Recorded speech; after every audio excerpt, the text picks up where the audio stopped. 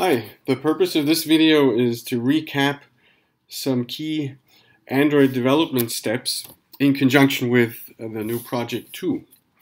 So that project is described here, and we will have a separate video about the conceptual aspects of project 2.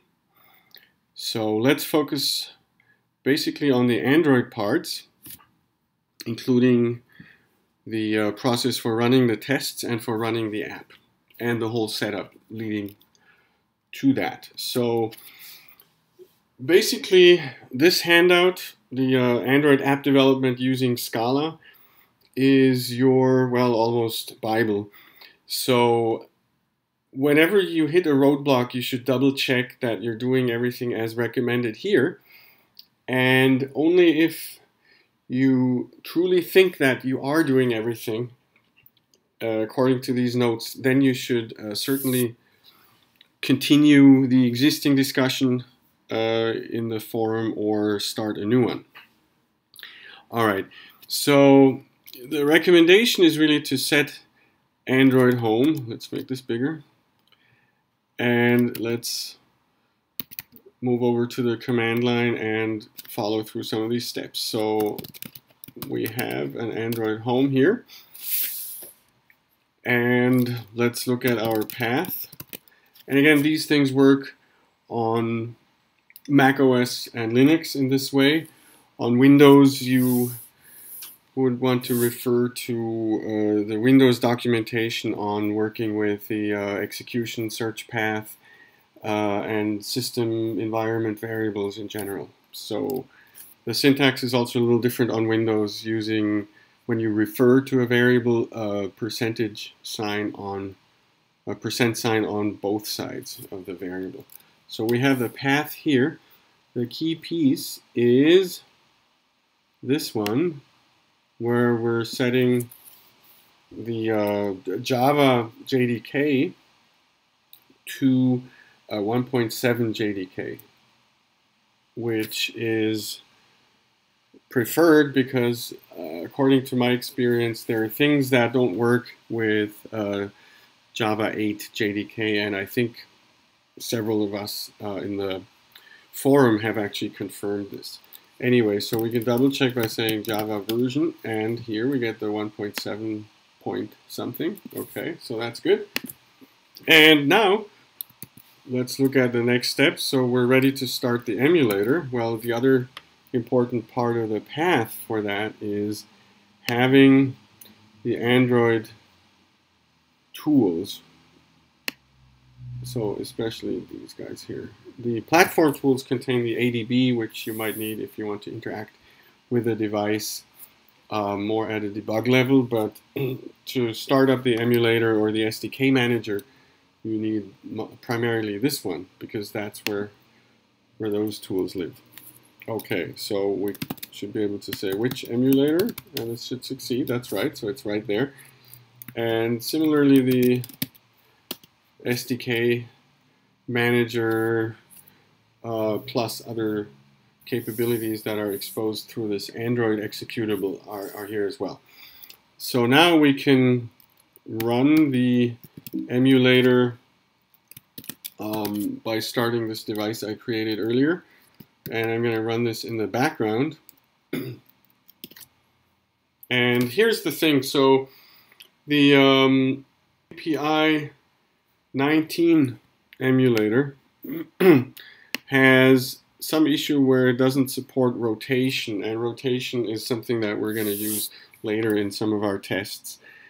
And that's why I recommended using a Android API level 18 emulator, but that one has another bug, because if you move it from where it popped up originally, then if you press in a particular place, it thinks you're pressing somewhere else. So just leave it wherever it shows up originally. Okay, so let's unlock this guy. Okay, and here we go. Now let's see what's installed by going into the app drawer. And the Shapes app is not there because I just deleted it so I can make this video more convincing. Okay, very good. So the first step really is to clone your fork of this project. Now, where is it?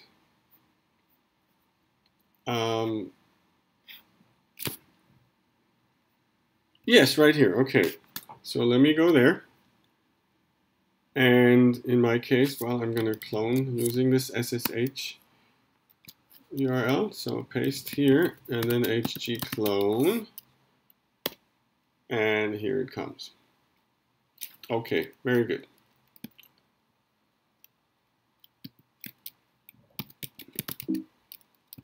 Let's go in there.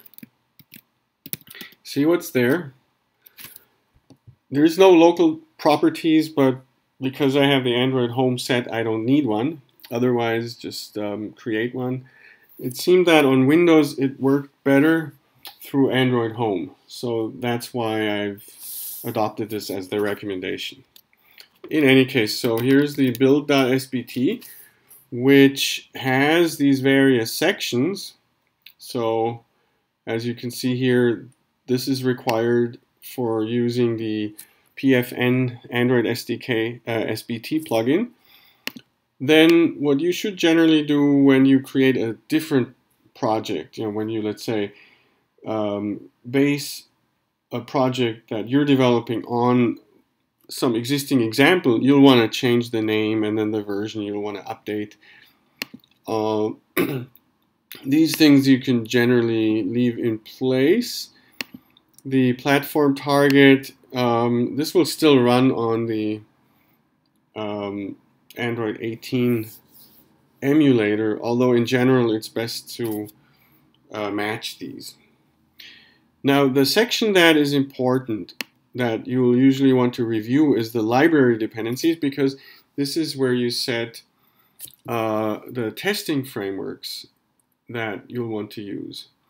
So here, in fact, we probably won't need the JUnit, so I'll probably make that go away soon. But we have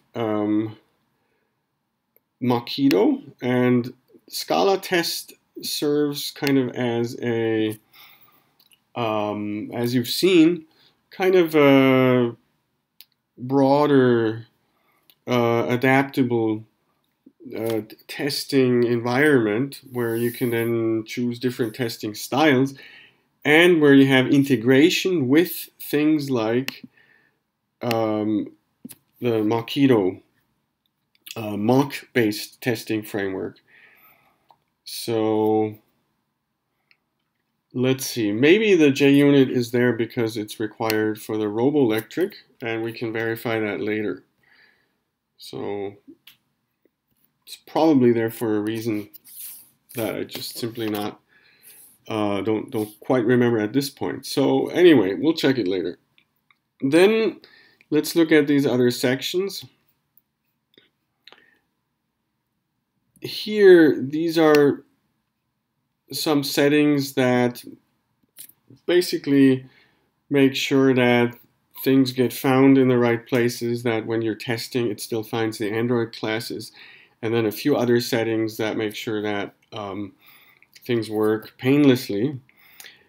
So you should not change those. And then the other place where you might, in general, need to make some changes is when you're using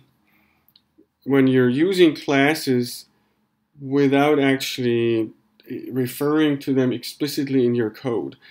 So in this project, the draw widget is referenced not in the actual Scala code, but in an Android layout as a string, so that when ProGuard does its usual analysis, it will not find it. So it has to be listed here explicitly so that ProGuard doesn't eliminate it. The job that ProGuard does, the purpose that it serves, is to shrink your application bundle, the so-called APK, Android application package. It's supposed to shrink it down as much as it can by eliminating unused library classes and unused developer code classes that the developer might have included in the code base, but the app is not using. And usually it's not needed with Java because everything that Java-based Android apps need is usually already included on the phone or on the target device. But when you're developing with Scala or some other language like Clojure or other JVM language, then that library for that language needs to be included. But that would mean a very large application package, even though probably only a small percentage of the library classes would be used. So that's where ProGuard comes in and throws those that are not used out. And in some cases, ProGuard needs a little help with these settings. So in general, you will see, so I can just show you this layout file, and then later we'll discuss the significance. So that would be in source main, res layout, and then there's just this one. And this refers to the draw widget, so that's a custom view class that we created for this project, and the way that that class gets instantiated and actually included in the user interface of the app is by stating this here in this XML file, so it doesn't show up anywhere in the code. Okay, anyway, now the other pieces that we need for a Scala Android app, and the details are in the PFN Android SBT plugin documentation. So we need the project build.scala file. That's just the standard one-liner that makes sure that our build configuration finds all the Android stuff. And then there's, of course, the plugins file, which should look like this. And in fact, you know, as we found out through our discussions, the 1.7.0 snapshot version of the SBT IDEA plugin works better. And currently, the Android SDK plugin is up to 1.3.5. I guess I've been saying Android SBT plugin incorrectly. So it is Android SDK plugin because it's an SBT plugin that allows SBT to use the Android SDK. So here we go. So these are the key ingredients, and these are the ones that if you started from scratch, you'd want to make sure that they're there. But again, the build file, the main build file, is too complicated to start from scratch. You know, I would not do that either. So I found one as part of some examples, and then I modified it until it worked for our needs, meaning worked reliably in such a way that the unit tests worked also. That's really a key learning outcome. Okay, great. So what we can do now is, of course,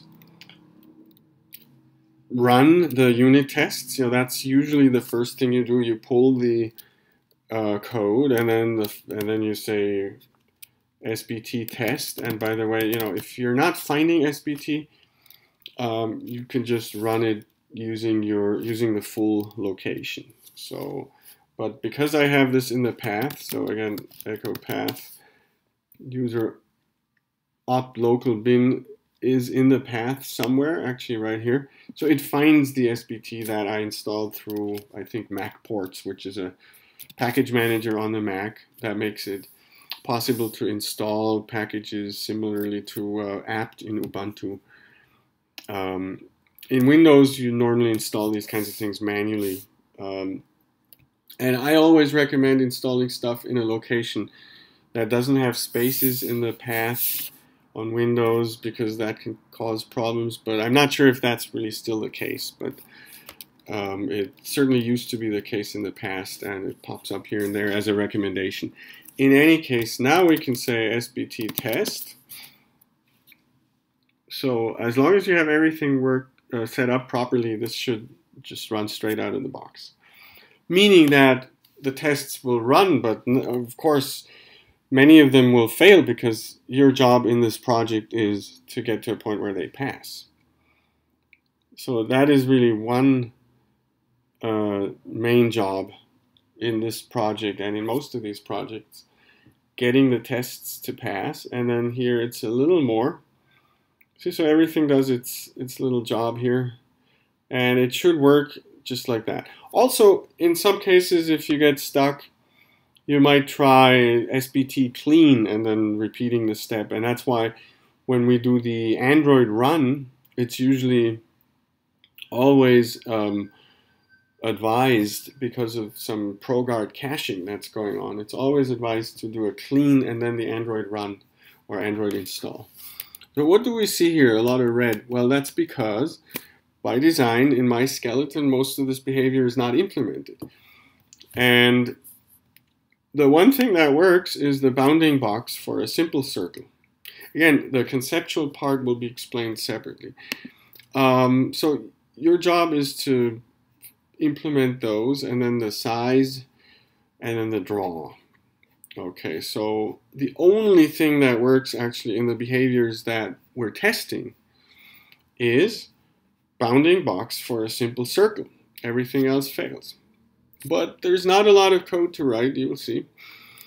Anyway, the other thing you can do is run the app. Well, you might say, oh, he's crazy, he's going to run the app even though all the tests fail. Well, as long as the app runs and doesn't rely on behaviors that are not implemented, or incorrect, or doesn't have a problem with incorrect behaviors, such as an exception. So as long as when I run it there isn't an exception, then I should be able to run it. So we'll try that. In fact, I think, well, we have to eliminate this one here, just to make sure. Because I want to make sure I'll be able to demo the fact that this is not installed, and then it will be installed. So let's try to do an SBT clean Android run like this. Let's see what happens.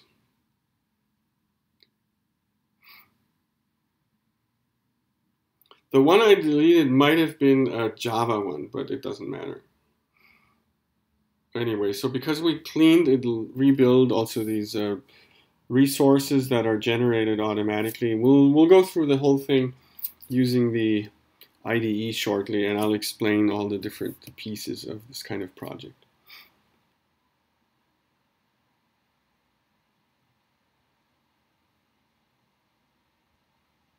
So this is the ProGuard thing, where it's shrinking it and removing unused library classes and then program classes and elements, as you can see.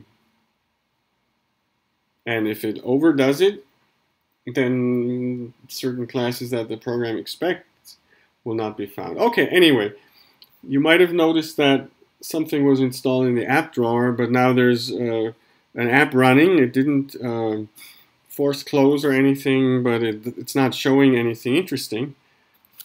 And if we back out, you see that it was installed here in the middle of the bottom row, Shapes Android Scala. Okay, so in Android, you just press this app drawer icon, and then you can rerun it here, because now it's installed on the device, or you could use your phone as the device. It really doesn't matter. You could use, if you have an Android phone, you can use that. Okay, fair enough. So what is it supposed to look like? Well, as the project description says, the drawing is supposed to look like this. Okay, so we need to get there. And again, that'll be in the separate conceptual part. Very good. Now, what we'll do is review the SBT Android directory structure, and the notes contain, of course, links to these to the documentation of the general SBT directory structure. We'll review that as well. And we just reviewed on the command line those 3 ingredients of the Android part of it. We'll revisit everything briefly through the IDE. So you'll remember, of course, that we have to say SBT Gen IDEA.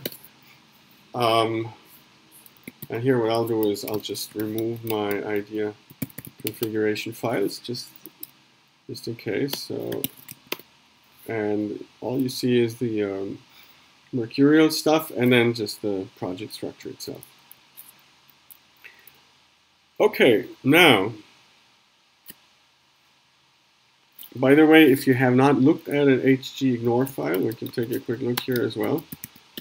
And it basically lists stuff that should not be added to or updated in version control, even if it might be there or has changed. So for example, target is completely excluded just by listing it here. So it's a list of stuff that should not be included in version control.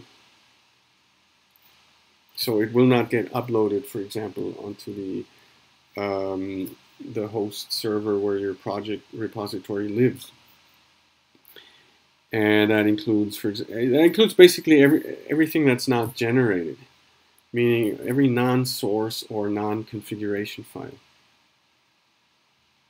So only those things that are sources in terms of assets that you maintain manually, only those should be in version control, and everything that gets generated automatically with a tool should be excluded. And that's what this hgignore file achieves. And for Git, there's a git ignore. For pretty much any version control system, there's a mechanism like this. Okay, so now let's run SBT Gen IDEA.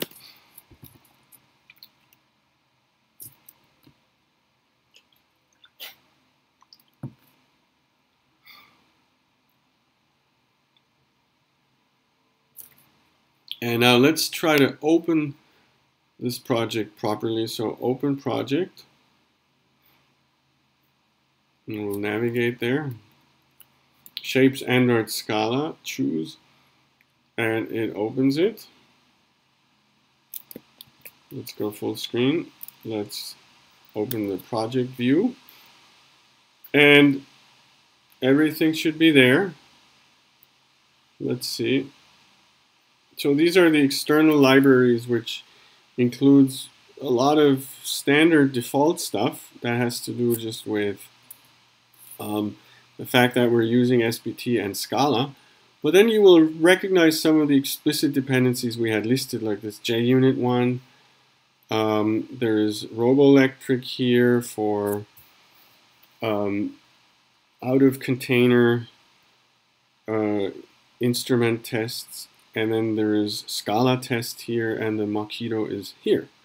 And then some of these things are actually dependencies of our directly stated explicit dependencies. So what you see here is the so-called transitive closure of the explicit dependencies. So whenever something depends on something else, that has to be pulled in as well. If that depends on something, so until everything is covered. So it's like the reflexive transitive closure of a directed graph, right? Okay, let's see what else. And those graphs are not supposed to have cycles. But in fact, it doesn't matter in this case because the cycles get eliminated here. In the case of the library dependencies. Okay, so now let's take a look so we can close this one. And the SBT directory structure in general is such that you have a build.sbt, which we reviewed. You have a project folder with typically this optional plugins file, which we've also reviewed. And then when you have a more complex build scenario, then you might have this extra build.scala file, and that's what we have here. And then you have this build properties where you can choose the SBT version. So you can choose up to the version you have installed, but you could also choose an older version if that's required for compatibility reasons. Okay.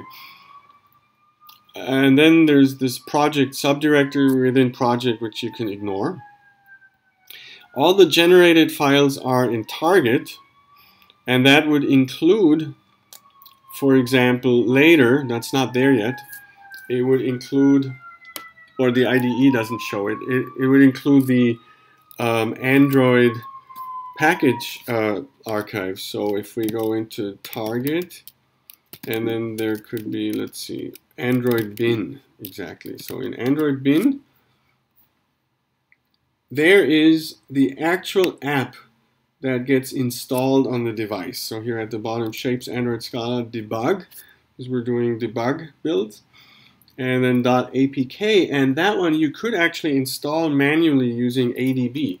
So ADB is the Android debug bridge. So if we say Android ADB devices, okay, well, here's something didn't go right. Which ADB? Okay. Well, I thought that was in the path, so let's try that again. So I wonder what is in here then. Oh, I see what's going on. Well, it should be, yeah, I see what's going on. Anyway, the path isn't right, so I would have had to fix that.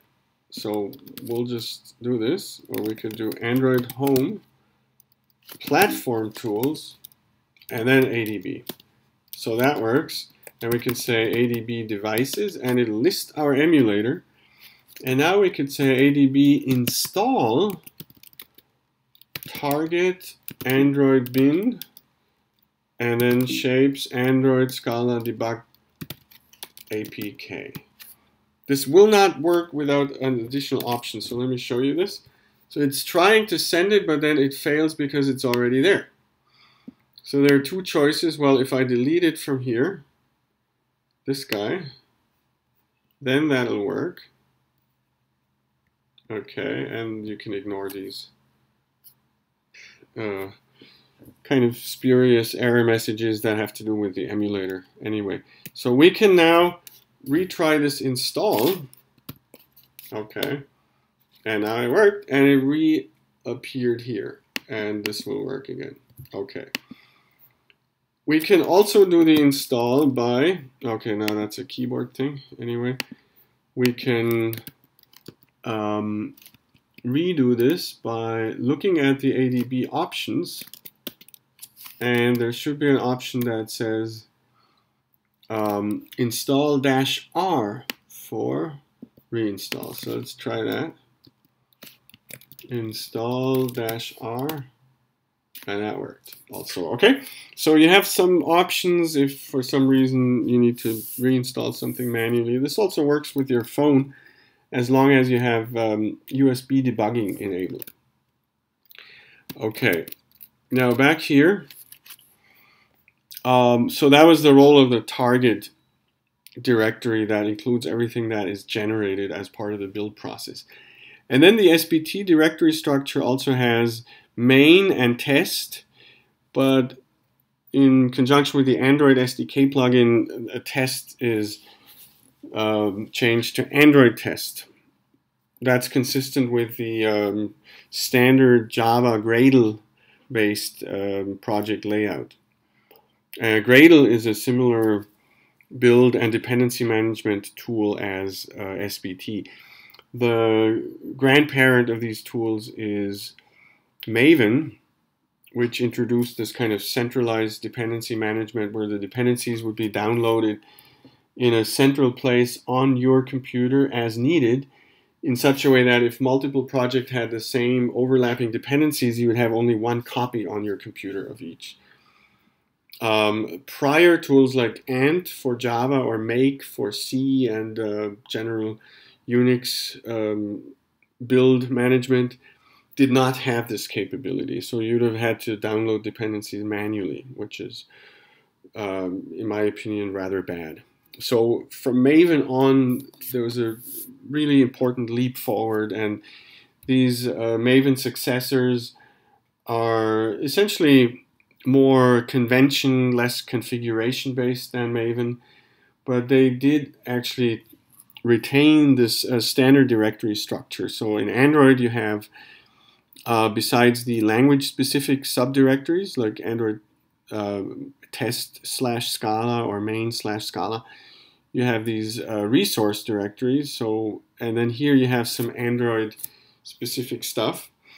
And you might wonder, how does Android application execution start? Well, everything starts pretty much with what's in the manifest. You know, that's really a declarative description of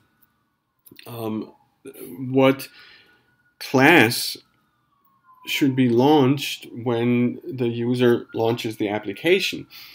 And that's done here in two parts. So there's a package specifier here, a package attribute, which is then taken together with the activity that should be launched. See, so that's here.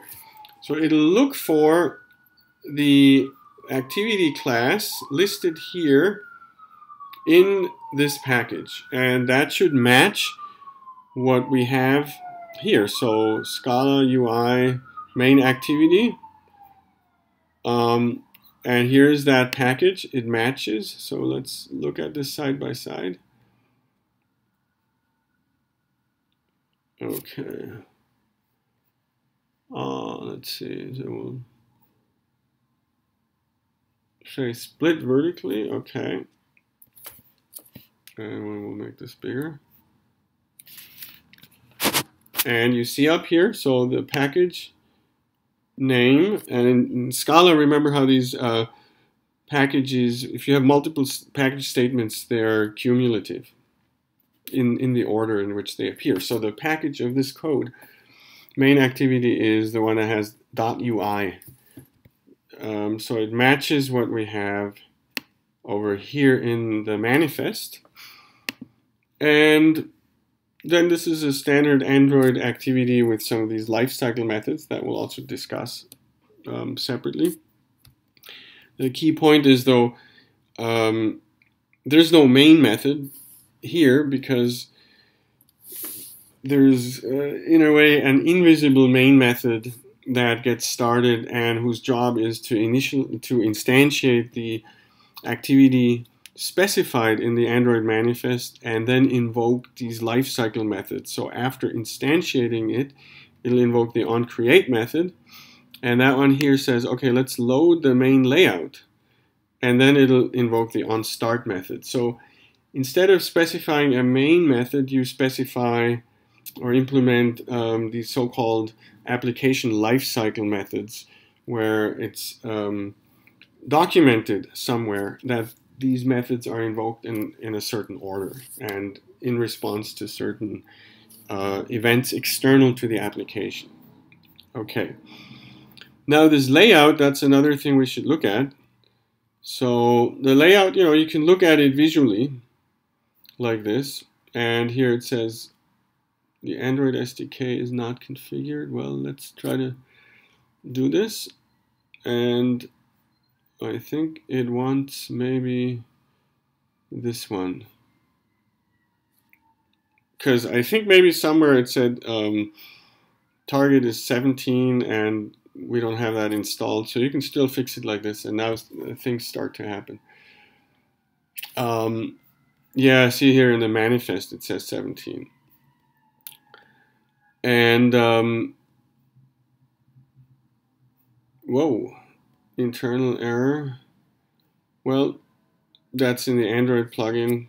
What can we do? First time I'm seeing this lately, so I hope you're not getting this, but you can probably just ignore it. Let's see now. So here in the layout text, you're seeing a reference, a declarative reference to this draw widget class, and that says, okay, that's the component that gets also instantiated, and an instance of it gets placed here in the main layout, which is the parent of this element, and that happens to be a so-called linear layout. Okay, now you've pretty much seen how these different files are connected and how they refer to the actual Scala or Java sources. So the main activity is here that we looked at. The main activity says, okay, let's load the main layout. That one's here, and it says, okay, let's load the draw widget, and that is here. And that one says, now we can get rid of this.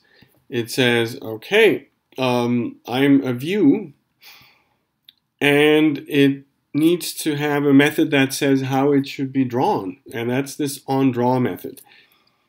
And this will be invoked automatically by the framework whenever this widget should be drawn. So whenever there's some kind of event, let's say we're switching back to this app or we're launching the app, and it needs to be drawn. And what this does is basically then draw the some specified shape. And that's where the other pieces of the program come into the picture, and those are not there yet, so nothing gets drawn yet at this point. Anyway, we'll, as I said, we'll focus on the conceptual and project-specific requirements-related aspects separately. So here we're just focusing on the Android application lifecycle and what we just did, the build process. Okay.